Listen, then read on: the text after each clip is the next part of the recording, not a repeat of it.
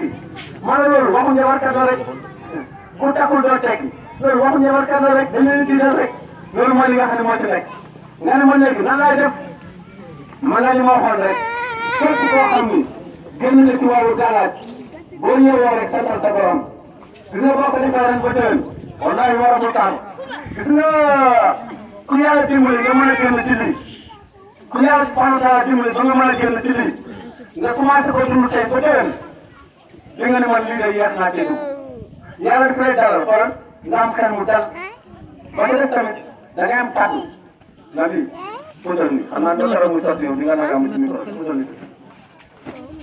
gis nga bu fekkee ne yàlla dogal na ngay dund tawhid maa ngi leen di jox nag programme boo xam ne nga ko déglu bu baax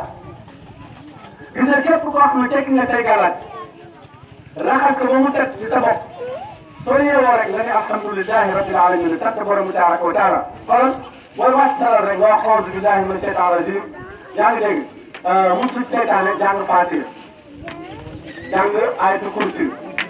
jàng Falaq ak Naas bu fekkee ñun ne alquran nga tëjee ko aaya mucc ci Yaasin fa subhaana alladi bi yadihi malakuutu kulli shay'in nga ne allahumma salli ala sayyidina Muhammad